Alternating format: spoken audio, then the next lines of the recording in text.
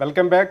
రాజధానికి సంబంధించి సిటీ క్యాపిటల్కి సంబంధించి ప్లాన్ రిలీజ్ అయింది. అయితే ప్రభుత్వం ఎలాంటి గ్రామాలను తరలించనక్కర్లేదు అంటూ గతంలో చేసిన ప్రకటన నేపథ్యంలో ఇవాళ కొత్త ప్లాన్ను చూసినట్లయితే దాదాపు 5 గ్రామాలను పూర్తిగా అక్కడి నుంచి తరలించాల్సిన పరిస్థితి ఉందనేది వార్తా కథనం. దీనిపై విజయవాడ నుంచి రామకోటయ్య గారు బీజేపీ నేత మాట్లాడడానికి సిద్ధంగా ఉన్నారు. రామకోటయ్య గారు,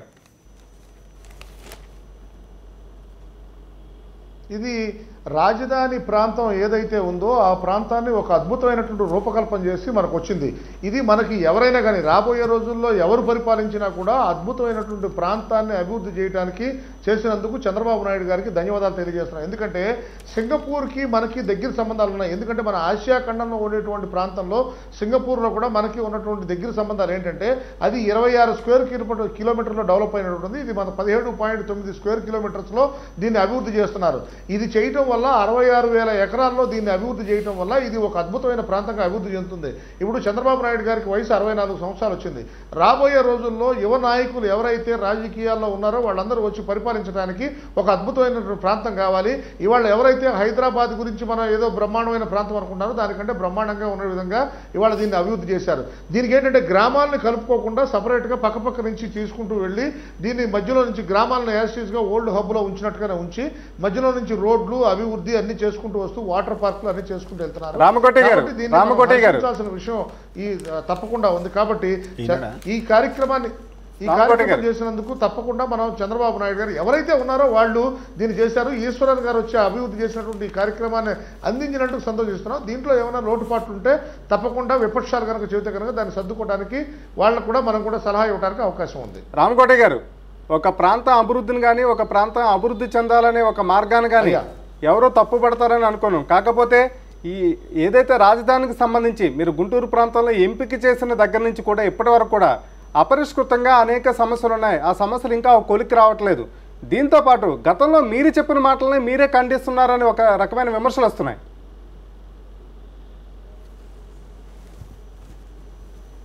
అవును, వాస్తవం అండి.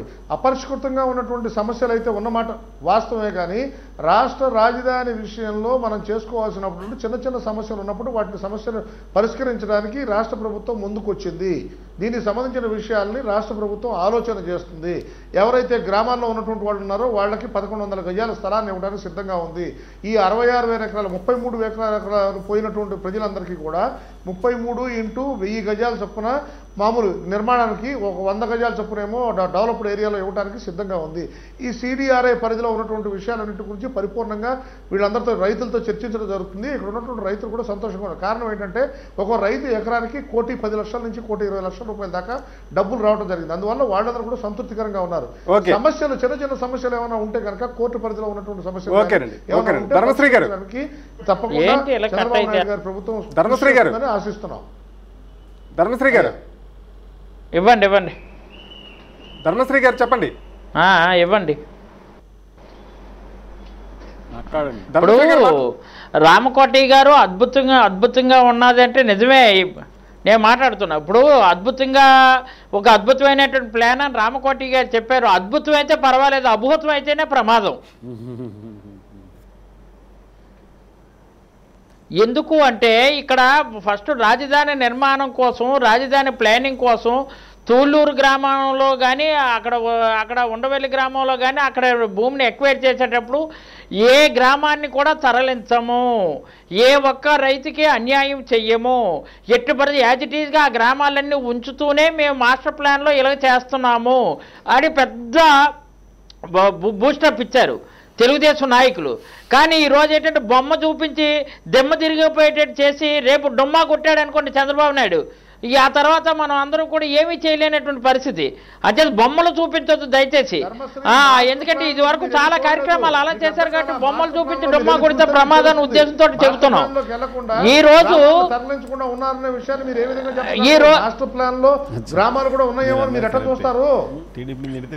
అంటే 5 గ్రామాలు రామకోటి గారు 5 గ్రామాలు ఆల్రెడీ తరలించాలి, సంపూర్ణంగా తరలిస్తేనే కానీ మాస్టర్ ప్లాన్కి వీలు కాదు అని పత్రికల్లో వచ్చినటువంటి వార్తలు కానీ, నేసురాన్ కమిటీలో నివేదిక ఇచ్చినటువంటి కార్యక్రమాలు కానీ ఒకసారి ఆ డాక్యుమెంటరీ చూడండి, క్లియర్ తెలుస్తుంది. ఒక నోట్ కూడా ఉంది అందులో 5 గ్రామాలు ఎట్టి పరిస్థితుల్లో కూడా ఇక్కడి నుంచి పంపించాలని ఉన్నది. అవసరం ఉందా? ఇవాళ 29 గ్రామాల్లో 5 గ్రామాలు తరలిస్తే ఏమైనా చేయాల్సింది ఉందా? రేపు పొద్దున ఇలాంటి సమస్య ఏర్పడితే మీరు ఎందుకని దీన్ని వ్యతిరేకిస్తున్నారో ఒకసారి చెప్పమని నేను రిక్వెస్ట్ చేస్తున్నా మిమ్మల్ని. అవకాశం వచ్చినప్పుడు నేను విభేదించలేదండి, నేను విభేదించలేదు. 5 గ్రామాలు ఇబ్బంది కొంతమంది నేను విభేదించలేదు. అక్కడ ఉన్నటువంటి రాజధాని నిర్మాణం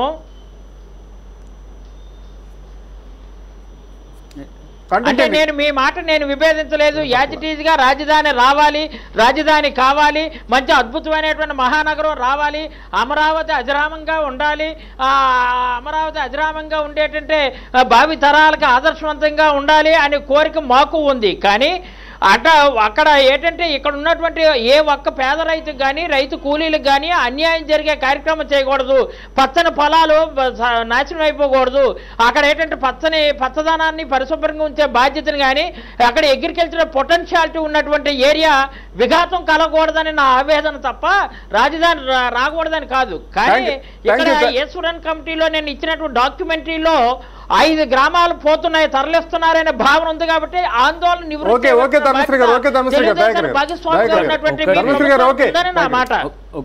ఆంధ్రులకు ఒక గౌరవమైన ఒక మంచి రాజధాని ఉండాలని తెలంగాణ వాదులుగా మేము కూడా కోరుకుంటాం. రాష్ట్ర విభజన జరిగింది కానీ తెలుగు జాతికి 2 ప్రాంతాలకు కూడా 2 మంచి రాజధానులు ఉండాలని కోరుకోవడంలో మేము ముందుంటాం. కానీ అత్యంత భారీ, నాకు తెలిసి ప్రపంచంలో టాప్ 10 స్కామ్లలో ఇప్పుడు రాజధాని కట్టబోతున్న ఈ రాజధాని విషయంలో జరగబోతుంది అనేది సర్వత్రా వినపడుతున్న వినికిడి. దాదాపు నాకున్న అంచనాల మేరకే 32,000 ఎకరాల సేకరణ జరిగింది, అది 45,000 ఎకరాలకు కూడా కొనసాగించే అవకాశం ఉందనే చర్చ జరుగుతుంది.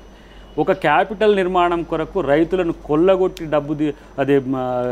భూమిని సేకరించడంతో పాటు అప్పనంగా ప్రభుత్వం తన బాధ్యత నుంచి పక్కకు పోయి ఈరోజు విదేశీ కంపెనీల చేతుల్లో, విదేశాల చేతుల్లో ఈరోజు ఎవరు కడుతుండ్రా క్యాపిటల్ అంటే సింగపూర్ కడుతుంది, జపాన్ కడుతుంది, థాయిలాండ్ కడుతుంది అనే చర్చకు తీసుకురావడం అనేది ఒక భావదారిద్ర్యం. ఈరోజు క్యాపిటల్ నిర్మాణానికి సంబంధించి జరుగుతున్న తతంగం అంతా కూడా మిగతా అంశాలన్నింటినీ పక్కన పెట్టి క్యాపిటల్ తెర మీదకి తీసుకురావడం వెనుక చంద్రబాబు కుట్ర దాగి ఉన్నది. ఒక రియల్ ఎస్టేట్ వ్యాపారిగా చంద్రబాబు చేస్తున్న ప్రయత్నాన్ని తీవ్రంగా ప్రజాస్వామ్యవాదులు ఖండిస్తారు. ఎందుకంటే ఇంత పెద్ద ఎత్తున లక్షల కోట్ల రూపాయల అవినీతికి అవకాశం ఉన్న ఈ అంశాన్ని ప్రజాస్వామ్యవాదులు ఎందుకు సీరియస్గా తీసుకోవట్లేవు, రాజకీయ పార్టీలు ఎందుకు సీరియస్గా తీసుకోవట్లేవు? ఈరోజు 3 గ్రామాలే కాదు, 45 నుంచి 50,000 కోట్ల రూపాయల 45 నుంచి 50,000 ఎకరాల సేకరణ అంటే ఇంత పెద్ద ఎత్తున సేకరించింది ఒక ప్రపంచ క్యాపిటల్ నిర్మించడానికి కూడా ఇంత పెద్ద అవసరం లేదు. ఇప్పుడు వాళ్ళు 4,156 ఎకరాలు ఏదో మెయిన్ ఇంపార్టెంట్ ఇష్యూస్ కొరకు వాళ్ళు సేకరిస్తున్నట్టుగా మేము గతంలో కూడా అన్నాం. అడ్మినిస్ట్రేటివ్ క్యాపిటల్కు 2-3 వేల ఎకరాలకు మించి పట్టదు, హైదరాబాద్లో ఉన్న క్యాపిటల్ కూడా అంతకంటే ఎక్కువ లేదనే చర్చ. అయితే ఇవాళ చంద్రబాబు ఒకటేసారి మొత్తం ఆంధ్రాను దోసుకుంటూ ఒక పని అయిపోతుంది. పదే దోసుకోవడం అనేది మాకు వల్ల కాదు కాబట్టి చేస్తున్న ప్రయత్నానికి ఈ రోజు ఎందుకు బీజేపీ ఇంత చేతులు ముడుచుకొని కూర్చుంటుందని ఆలోచించాల్సిన అవసరం ఉంటుంది. మీరు గ్రాంట్ ఇస్తుందో లేదో తెలియదు కానీ ఎందుకు ఈ రోజు ప్రభుత్వం తన బాధ్యత నుంచి కంపెనీ ప్రైవేట్ వ్యక్తులకు అప్పనంగా అప్పచెప్పడాన్ని బీజేపీ చూస్తూ కూర్చుంటే చరిత్రలో అది కూడా ద్రోహిగా మిలిగే అవకాశం లేకపోతే. రామకోటి గారు మళ్ళీ మీకు అవకాశం వస్తుంది. రామకోటి గారు మళ్ళీ మీకు అవకాశం వస్తుంది, ఒక్క నిమిషం వెయిట్ చేయండి. శ్రీనివాస్ గారు, ఇప్పుడు భారతదేశంలో చాలా రాజధానులు ఉన్నాయి, కానీ రాజధాని నిర్మాణాని కోసము 40 నుంచి 50,000 ఎకరాలు భూసేకరణ అన్నది అసలు ఎక్కడ కూడా లేదు. అంటే దొరికినంత వేసుకోవాలి, మళ్ళీ అధికారంలోకి వస్తాయనేటువంటి చందనంగా ఉన్నది. ఇలా రాజధాని కట్టుకోండి, లేకుంటే నిర్మాణాలు కట్టుకోండి, నీకు సింగపూర్ తరహాలో కాకపోతే థాయిలాండ్ తరహాలో కట్టుకోండి, ఇబ్బంది లేదు. కానీ అక్కడ ఎవరైతే పేద ప్రజలు ఉన్నారో, అక్కడ గ్రామాలు ఉన్నాయో, ఆ గ్రామాలన్నీ కూడా పూర్తిగా మేము వేలేసి అక్కడి నుంచి వెళ్ళగొట్టి మేము కడతాం, ఖాళీ చేయాల్సిందనే హుకుం జారీ చేయడం అని మంచి పద్ధతి కాదు. మీరు రాజధాని కట్టుకోండి, మాకు రాజధాని ఉంది, మీకు కూడా రాజధాని ఉన్నా దానిలో సంతోషిస్తాం. కానీ ఒక సామాన్య పౌరునికి అన్యాయం జరిగితే రాజకీయ పార్టీలుగా ఒక రాజకీయ విశ్లేషకులుగా ఖచ్చితంగా ఎవరైనా మాట్లాడాల్సిందే. కానీ మీరు ఎంత పెద్ద రాజధాని కట్టుకున్నా సామాన్య జనానికి మామూలు పౌరులకు ఇబ్బంది కలగకుండా చేసుకోవాలి. 5 గ్రామాలు కంప్లీట్గా తీసేయడం అంటే అది ఒక 5 గ్రామాలు నిర్మాణానికి ఎన్ని సంవత్సరాలు పడుతుంది ఒకసారి ఆలోచన చేసిండ్రా? అంటే రాజకీయ కోణంలో తప్ప సామాజిక స్పృహతో చూడాల్సినటువంటి అవసరం అనివార్యత ఉంటుంది. అంటే చంద్రబాబు నాయుడు గారు మళ్ళీ అధికారంలోకి వస్తారో రాదో అన్నటువంటి అపోహం ఉన్నది. కానీ వచ్చిన కాడికి 40,000 50,000 ఎకరాలు ఉన్న కాడికి వాళ్ళ అనుచర గణాంగానికి ఎక్కడికక్కడ పనిచేసి ఈ రాజధాని నిర్మాణం కోసం అంటే సామాన్య జనాన్ని కూడా పట్టించుకోవాల్సినటువంటి అవసరం ఉన్నది. రామకోటి గారు, శ్రీహరి గారు చెప్పండి. ఇప్పుడు వీళ్ళ ఆవేదన నాకు అర్థం కావట్లేదు. ఆంధ్రప్రదేశ్ మేము బ్రహ్మాండమైనటువంటి రాజధాని నిర్మించి తెలంగాణలో ఉన్నటువంటి హైదరాబాద్ని బ్రహ్మాండమైన హైటెక్ సిటీ నిర్మించి బ్రహ్మాండంగా చేసి వాళ్ళకు వదిలేసి కట్టుబట్టలతో వచ్చి మేము రాజధాని నిర్మించుకుంటే 5 గ్రామాలు పోతున్నాయి అంటున్నారు. మేము మొత్తం మా జీవితం మొత్తం తెలంగాణకు అర్పించి వచ్చాం. ఇప్పుడు గ్రామాలు పోయినందుకు మీరు బాధ చెందుతున్నారే. ఇవాళ 5 గ్రామాలు లక్షల కోట్ల రూపాయలని చంద్రబాబు బొక్కడానికి సిద్ధంగా ఉన్నారు. అది చూడండి, ఫస్ట్ 5 గ్రామాలు కాదు 50 గ్రామాలు, 50 గ్రామాలని పక్కన పెట్టైనా ఆంధ్రాకు ప్రపంచంలో ఒక గర్వించదగ్గ క్యాపిటల్ కట్టుకోవచ్చు. 5 లక్షల కోట్ల రూపాయలకి వేసిన కన్నాన్ని గమనించాలి. అది కనుక ఆ అవినీతికి మీరు సహకరిస్తే బీజేపీ కూడా ఈ రోజు అక్కడ అప్రతిష్ట పాలయ్యే అవకాశం ఉంది. రామకోటయ్య గారు, మీరు ఎందుకంటే జరుగుతున్న రియల్ ఎస్టేట్ వ్యాపారంలో అవినీతి చేస్తే మేము ఉన్నాం, అవినీతి చేస్తే మేము ఉన్నాం. జరుగుతున్నది ఇక్కడ అకౌంటబిలిటీ చేయడంలో భారతీయ జనతా పార్టీ చేయాల్సిన పనిని ప్రైవేట్ సంస్థలు చేస్తున్నాయంటేనే అవినీతికి అవకాశం ఉన్న ప్రాంతం అది. ఘనత భారతీయ జనతా పార్టీ. ఆంధ్రుల భూమితో ఆంధ్రులకు మాత్రమే మేలు జరగాలి. ఆంధ్రుల భూమితో సింగపూర్ కో థాయిలాండ్ కో ఇంకో దేశానికో కాదు. మీరు ఫారిన్ డైరెక్ట్ ఇన్వెస్ట్మెంట్ చేసి ఏ రకంగా ఈ రోజు భారతదేశాన్ని వేరే దేశాలకు అమ్మడానికి ప్రయత్నం చేస్తుండ్రో, మీ మినీ మోడీ చంద్రబాబు కూడా ఆంధ్రాను ఈరోజు జపాన్కో జర్మన్కో కట్టబెట్టడానికి ప్రయత్నం చేస్తున్నాడు. ఇది ప్రతి ఒక్కళ్ళు కూడా గమనించాలి. పెద్ద ఎత్తున జరుగుతున్న రియల్ దందా ఇది. విజయవాడ కేంద్రకంగా చంద్రబాబు చేస్తున్న రియల్ దందాను ప్రజలు వ్యతిరేకించాల్సిన అవసరం ఉందనే చెప్తున్నారు. రామకోటయ్య గారు, మేము రాజధానిని కట్టడంలో తప్పంటలేము, నిర్మించుకోండి. మీరు జపాన్ స్టైల్లో కాకపోతే సింగపూర్ స్టైల్లో కట్టుకోండి, మాకు ఇబ్బంది ఏం లేదు, అభ్యంతరం లేదు. కానీ రాజధాని నిర్మాణం అనేది భారతదేశ రాజధానికా లేకుంటే ఆంధ్రప్రదేశ్ రాజధాని నిర్మాణానికా అనేది ఇక్కడ చర్చ.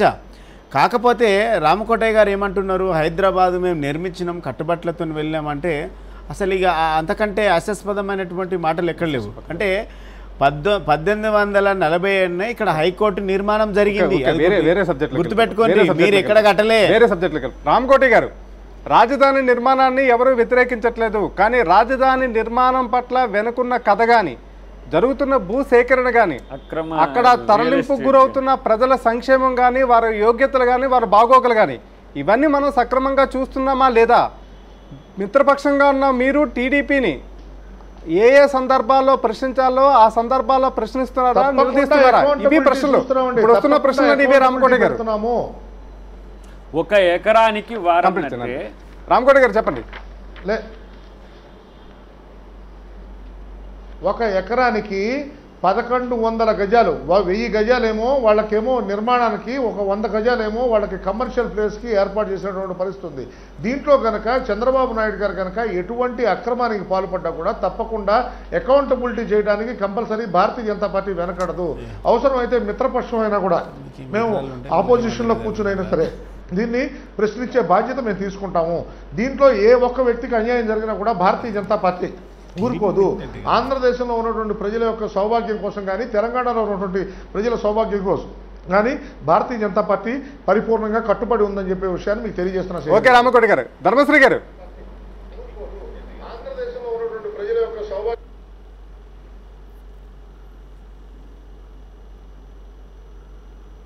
చెప్పే విషయాన్ని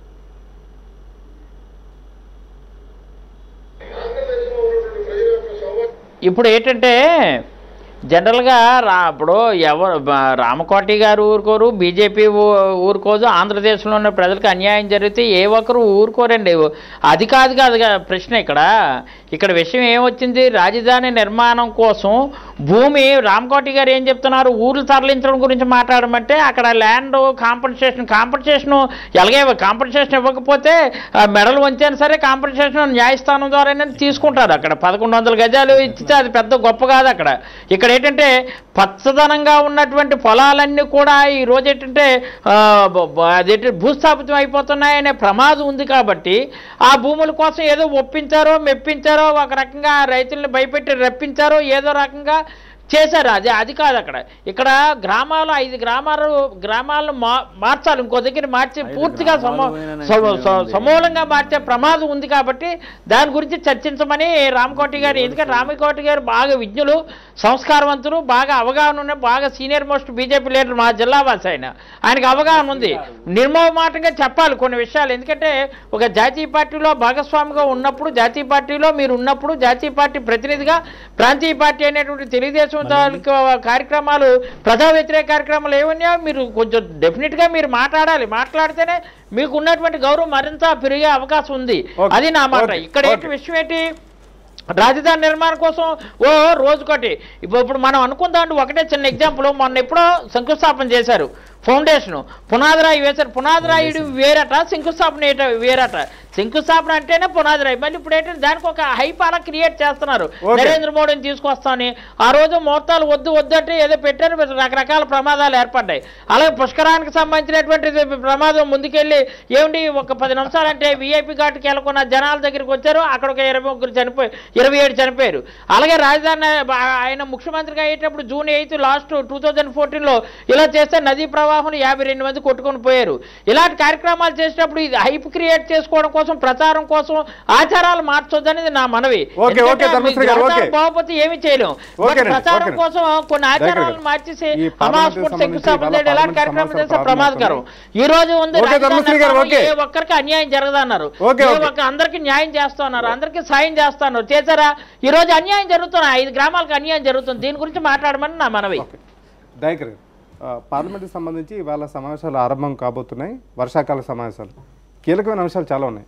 వ్యాపం కుంభకోణం కేసు కావచ్చు, లేకపోతే వసుంధర రాజే కేసు సంబంధించి కావచ్చు, సుష్మా స్వరాజ్కి సంబంధించి కావచ్చు, ఆంధ్రప్రదేశ్లో ఓటుకు నోట్లు కేసుకి సంబంధించి. ఇప్పుడు వ్యాపం అనేది ఇంకోసారి కూడా చూసే అవకాశం ఉంటుంది. ఎందుకంటే వ్యాపం అనేది సుప్రీంకోర్టు. కానీ మరోపక్క బీజేపీ ఏమంటుందంటే ప్రతిపక్షాలను ధీటుగా ఎదుర్కొందాం.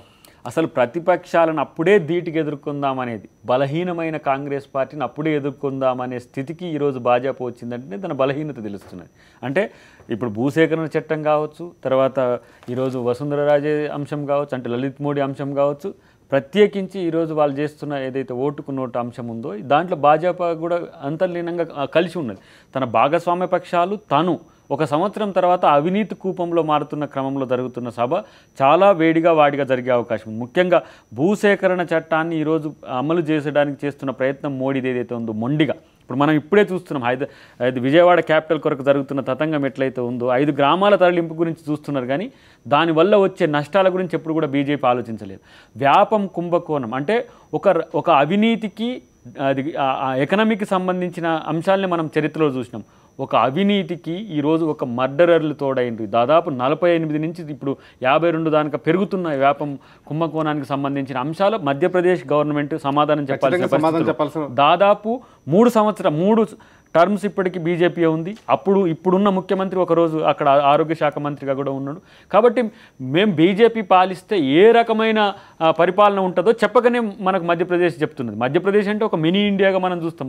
మధ్యప్రదేశ్ మన సంస్కృతికి, హిందూ సంస్కృతికి, హైందవానికి ఒక ప్రతీకగా ఉన్న ప్రాంతమే ఇంత అవినీతి కలావాలమైనప్పుడు ఎట్లా మోడీ ఈరోజు జస్టిఫికై చేసుకుంటాడు?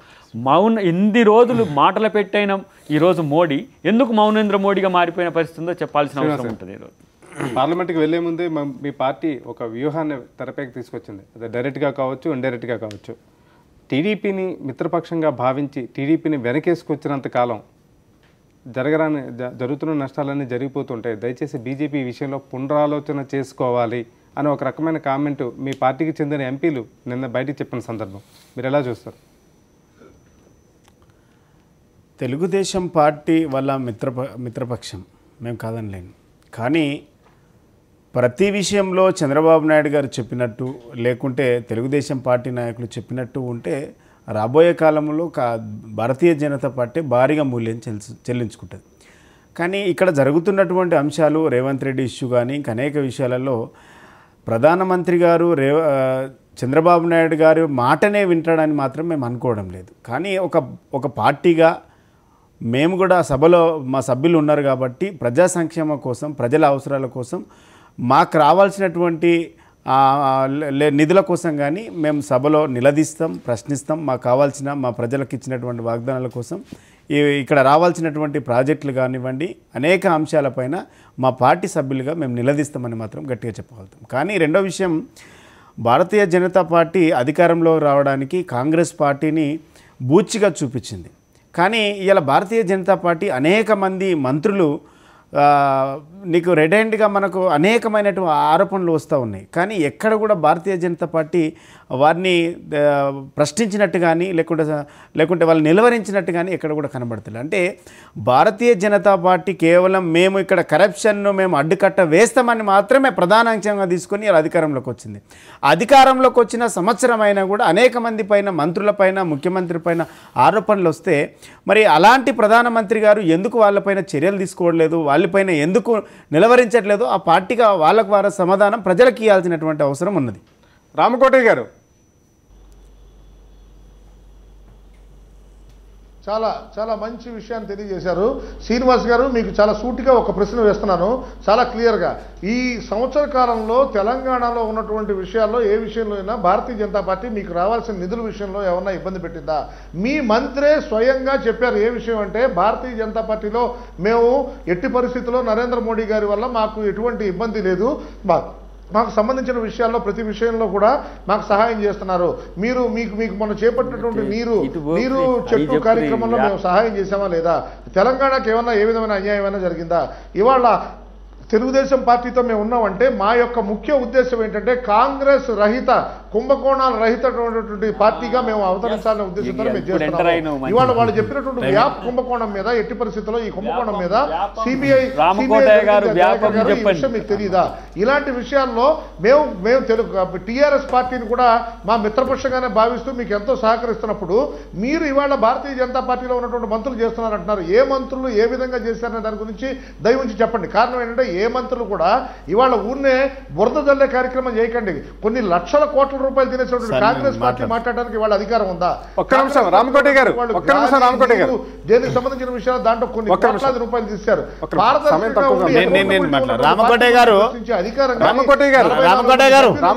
వినండి, మీరు చెప్పిందన్నా మేము విన్నాం. మీ అంశం మాకు అర్థమైంది, మళ్ళీ చెప్పాల్సిన అవసరం లేదు. మీ అంశం మాకు అర్థం మీరు చెప్పాల్సి. కానీ నేను అడిగిన దానికి సమాధానం చెప్పకుండా మీరు వేరే తిప్పి చెప్తా ఉన్నారు. మంత్రుల పైన ఆరోపణలు వచ్చిన మాట వాస్తవం కాదా? వినండి, అరే వినండి అన్న. రెండోది, అరే తెలుగుదేశం పార్టీని తిడితే మీకెందుకు అంత పౌరుషం వస్తుంది? అట్లా కాదు, తెలుగుదేశం పార్టీని తిడితే మీకెందుకు అంత పౌరుషం వస్తుంది అంటే మీరు తెలుగుదేశం పార్టీని వెనుకేసుకొస్తున్నారా? మరి వినండి, తెలుగుదేశం పార్టీ చేస్తున్నటువంటి అక్రమ కలాపాలకన్నీ మీరు అండగా నిలబడతారా? మీరు అండగా నిలబడతారా? చెప్పండి. మీరు విషయాన్ని చెప్పకుండా మీకు ఇష్టం వచ్చిన విషయాన్ని చెప్తే ఎట్లా? నేను అడిగిన దానికి చెప్పండి, మీరు అడుగుడు కాదు, నేను అడిగిందని చెప్పండి. చంద్రబాబు నాయుడు గారిని లేకుంటే మోడీ గారిని నడిపిస్తారా, మోడీ గారిని చంద్రబాబు నాయుడు నడిపిస్తారా? అంటే తల తోక నాడిస్తుందా, తోక తల నాడిస్తుందా గుర్తుపెట్టుకోండి. అంతే తప్ప మీ పార్టీ పైన విమర్శ చేయలే. పార్టీ పైన మీ మంత్రుల పైన వచ్చినటువంటి విమర్శలను నిర్లిప్తం చేయమని అడుగుతా ఉన్నాం. చాలా క్లియర్ గా చంద్రబాబు నాయుడు గారు చెప్పినట్టుగా వింటారు. రామకోటయ్య గారు ముగించడానికి అవకాశం ఉంటుంది, ముగించడానికి మీకు తప్పకుండా అవకాశం ఇస్తాం. ఒక్క నిమిషం. కానీ ఎన్డీఏ ధర్మాన్ని పాటించి మిత్ర ధర్మాన్ని పాటించి మేము ఇప్పుడు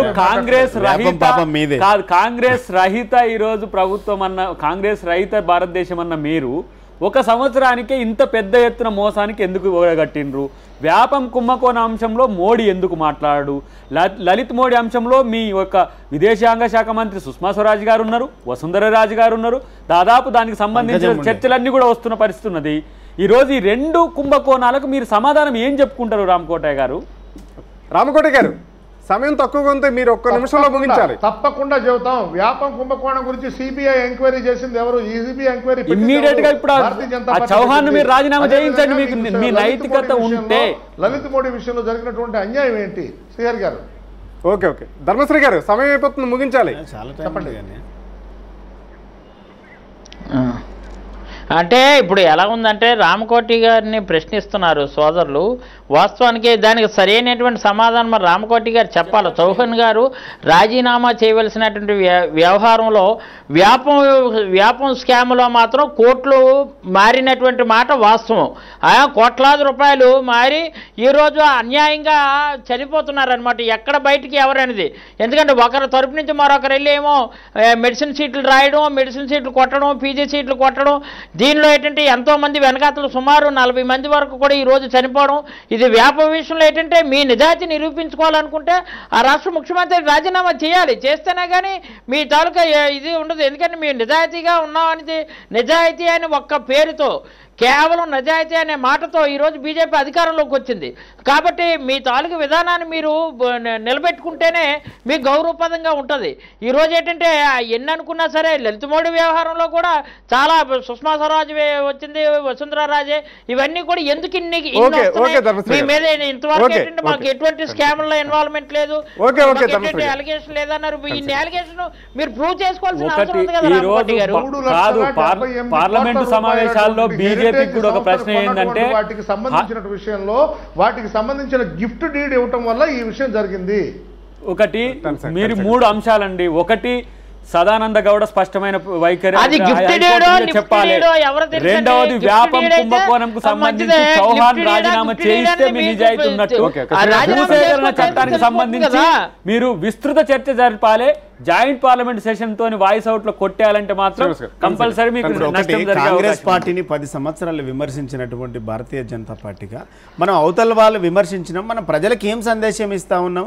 ప్రజలకు మేము అవినీతి రహిత పరిపాలన అందిస్తామని చెప్పింది. ఇలా మంత్రివర్గం లోపలనే మంత్రులకు, ముఖ్యమంత్రులకి ఆరోపణలు వచ్చినాయి. వాటిని క్లారిఫై చేసుకోమని అడుగుతున్నాం. అంతకంటే మీకులేముంది? ఇది ఇవాళ హెడ్లైన్ షో. పార్లమెంటు సమావేశాలకు సంబంధించి వస్తున్న విమర్శలకు, ఆరోపణలు కూడా బీజేపీ తప్పనిసరిగా సమాధానం చెప్పాలి. ఆరోపణలు ఎదుర్కొంటున్న మంత్రులు కానీ, ముఖ్యమంత్రి కానీ పక్కన పెట్టాలని చర్చలో డిమాండ్ వినిపించింది. ఇది ఇవాళ హెడ్లైన్ షో. మళ్ళీ రేపు కలుద్దాం.